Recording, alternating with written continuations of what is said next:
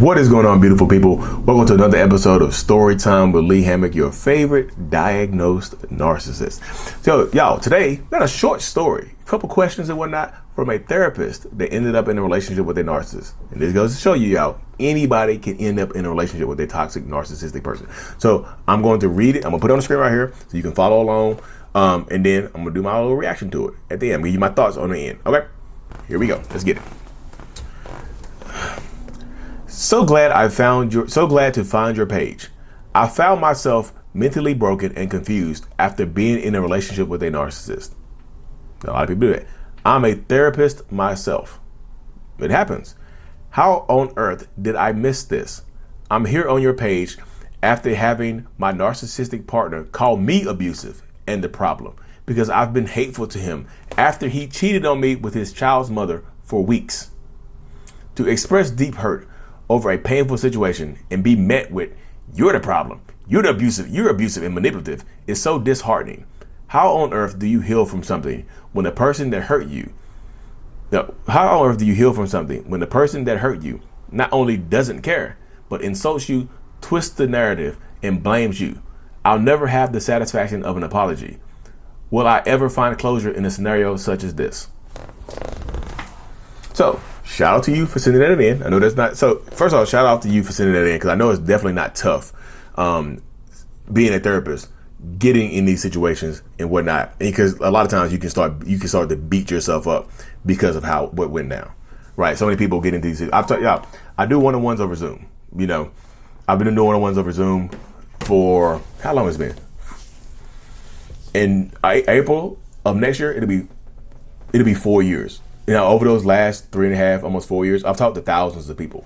I've talked to hundreds of clinical psychologists that have been in relationship with narcissists. Hundreds. Now, there's literally. Some of them, when I talk to them, don't tell me until the very end of the session that they're a therapist because they're embarrassed, they're ashamed. And I'm like, look, there's nothing to be ashamed about. It's real life. Y'all, real life is different than textbooks. Let's be realistic. Real life is so much different than textbooks.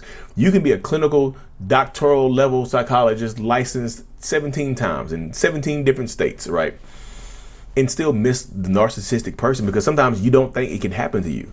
You know, I'm not saying this is hubris or anything like that, but sometimes you don't think it can happen to you because you have the knowledge base, because you studied it in school. You might even help clients get out of toxic relationship dynamics.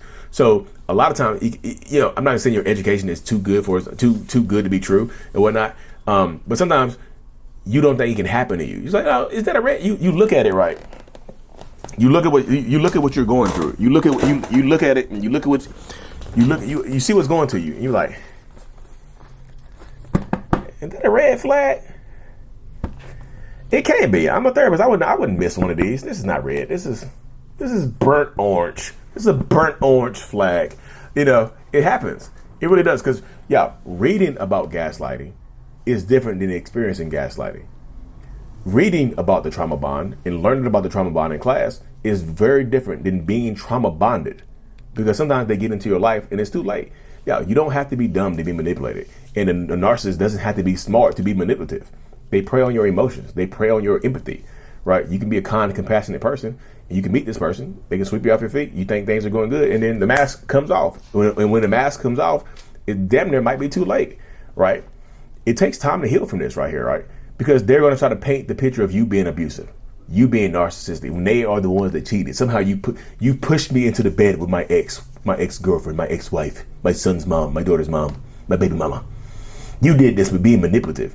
I cheated, but you're manipulative. Get the hell out of here. The first way of healing is to you wrote it down right here, but to write it down and be honest with yourself. You have to be honest with yourself. It happens. Forgive yourself. Because sometimes, people slip through the cracks. People can slip through the cracks all the time, right? They absolutely can slip through the cracks. You think about it, Dr. Romney, the goat of narcissistic abuse, narcissism. I don't know her whole story, but I'm assuming she's dealt with narcissists in her life. You know what I mean? She had narcissistic people in her life. They slip through the cracks. They might be your parents and whatnot, right? So it can happen to you. So forgive yourself for, give yourself space. I tell people, give yourself space and grace. The space to heal and the grace to forgive yourself for what you did not know or what you might have missed. You know now. You know he's toxic. You know he's abusive. You know he's insulting you. The best way to get closure is to accept who he is. Like radical acceptance. He is narcissistic. He is manipulative. He is abusive. He is a cheater. He's a liar.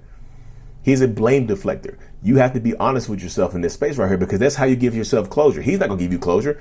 Closure doesn't help him. He don't want to leave. Closure doesn't help him. He's selfish. Closure helps you. He's not going to help him. If he gives you closure, that means shutting down the relationship. That means shutting down the relationship. That means closing down the relationship, right? That's what it means. I just feel like live the experience plus your educational background in being a therapist helps you become a better therapist. Now you know this stuff. Now you can tell the people about the red flags that you yourself might have overlooked or missed. And it might not be any red flags until it's too late, right? You didn't know he was cheating on you until it was too late. Like, now he's in here trying to make it seem like you're the problem for discovering my affair. You're the problem because you being manipulative. And what do they say? You're the problem. You're abusive and manipulative. Because of course, that's projection. Accepting that's projection. You're not abusive. How the hell are you abusive? Did you abuse him? Did you beat his ass and tell him to go cheat? Go sleep with your ex. Get in there and go sleep with your ex. Get in there. No, you didn't do that. So tell him to shut the hell up. That's stupid. You know what I mean? That's ignorant as hell for him to consider you the abuser when he's the one that cheated. Of course, he doesn't want to accept accountability. Accountability would mean he has to face himself. He doesn't want to face himself. He would rather put it all onto you because that helps him. Narcissistic people are selfish people. They want to help themselves out. So don't hammer away at yourself right here, because closure is something that you have to give to yourself by accepting who he is, a toxic, lying, manipulative, narcissistic bastard. But also finding the silver lining in it right now is just like, now you know. Now you can add to your repertoire of therapist tactics and knowledge and things like that. Sometimes you have to kind of reframe your experience at the end. Reframing it doesn't mean it didn't happen. It just means that you change your emotional response to it. Because closure, he's not going to give you closure. There's no point of sitting. Why did you do this to me? He's a liar. He's a manipulator. There's no explanation as to why he did it. He's never one person can't satisfy him. It is not because you're less worthy. It's because he himself is less worthy. He himself doesn't have the ability to be happy. He himself is just a liar, a cheater, a deceiver, a heartbreaker, and he won't let you back in his life because he's taken the house, the cars, the keys, and I want it all. Was it Destiny Child? But yeah, you got this.